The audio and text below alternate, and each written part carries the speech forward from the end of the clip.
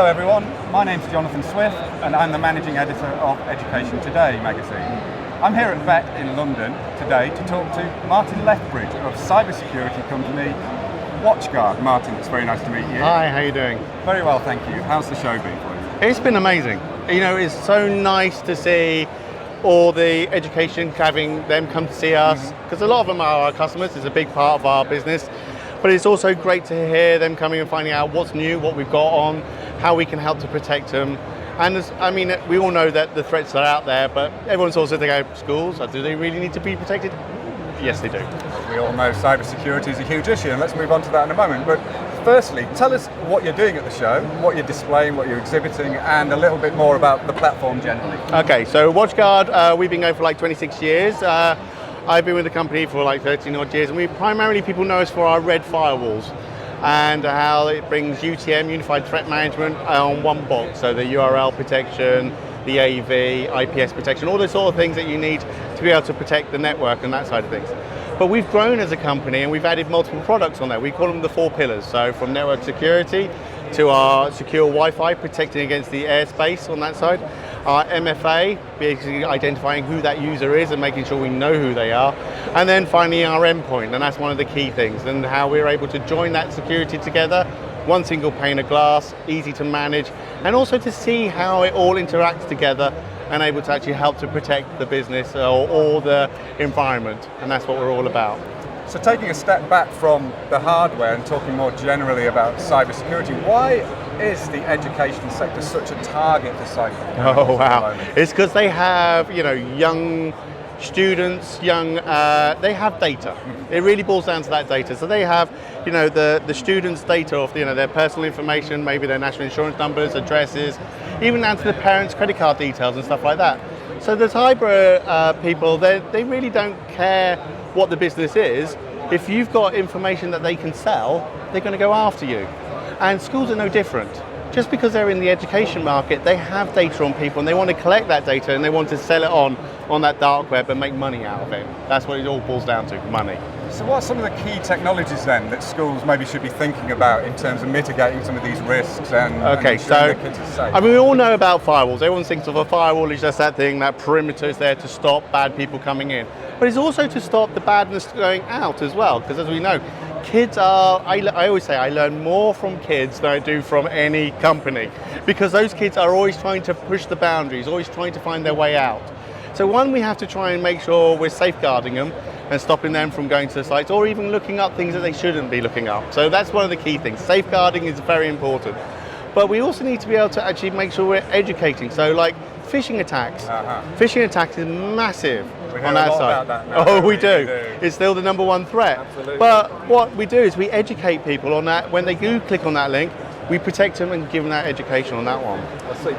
KCSIE, another beloved acronym of the we love that one, yeah. Keeping children safe in education is a key part of the government's strategy for ensuring safety in schools, essentially. Yeah. So how do you guys address that? Okay, we address it in many ways with like our URL protection is part of the Internet Watch Foundation.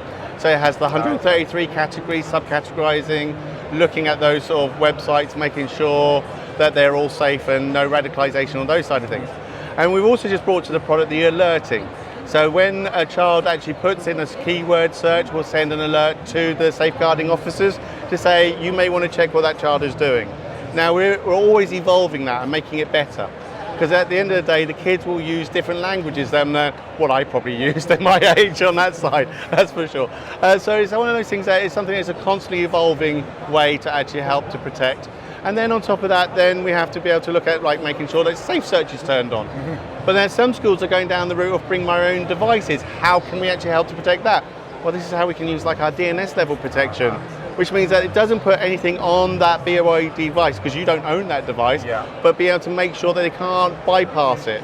And then with our application control, stopping the kids from firing up VPNs to circumvent the actual firewall and the technology. So we can actually see it, protect it, and stop it from happening.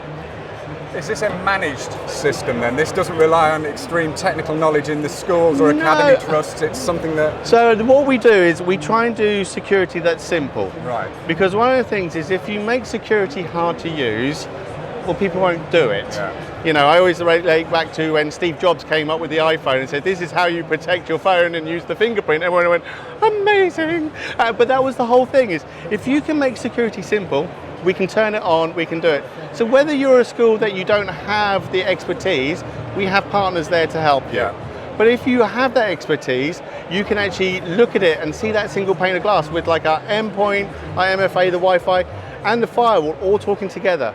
We just brought out our new product called XDR, where we bring the technology of the firewall and the endpoint, and we can correlate and actually take action automatically. Okay. So it's able to say that device needs to be isolated. At the same time, we can tell the firewall to block the IP addresses on all of the estates. So if you're an Academy Trust and you've got multiple firewalls, we'll actually say all your firewalls block this IP address because it's a known threat. Yeah.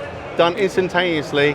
That way the administrators don't have to sit there and look at logs every day. So essentially it is a kind of one-stop solution, and then school Exactly. will just take that. Or do you work with? Do you work across the whole spectrum of education, from primary through to further? All the way up. I mean, the ones that we probably don't deal with as much is the universities, because obviously they're a lot bigger and on that side of things. But when it comes down to the primary schools, all the way up, because our boxes run exactly the same software, it doesn't matter. If you can configure one of our smallest boxes, you can configure our biggest boxes. And that's what we try and make it so like you don't have to have that specialist knowledge. It is a case of, I bought that box, I know how to manage that one. Just because I brought a new school on that may be bigger and has to have a bigger box, doesn't mean that you manage it in any different way. And that's what makes the simplicity of it. That any engineer can sit there and go, I can see what I need to do simply, and I know how to turn it on. And because it's just this one place to manage these 4 products, it means it's less portal fatigue of having to go, well, what's that doing? And then having to look over there, what's that doing? Yeah. You're actually in that one place to actually see it. So that one platform really does give that power to our customers. So as we said right at the top, this is a problem and a challenge that isn't going to go away anytime soon. I think if anyone said, we used to say years ago, we're here to protect you from being hacked. It's no longer that. It's we're here to actually, when it does happen, you get the visibility and what we can do to actually help remediate against it. Because this threat is live, is constant. They're always one step ahead of the world, and we're always having to try and keep up and make sure. But what we can do is with the zero trust on our endpoints is actually making sure that only known good things will run on those devices. And that's the way we have to go, because we know signature-based protection is not going to cut the mustard anymore. Is it? So thank you ever so much, Martin. That was very enlightening, and it's good to know there are companies like yours out there keeping children safe online in schools today. Thank you very much. Cheers.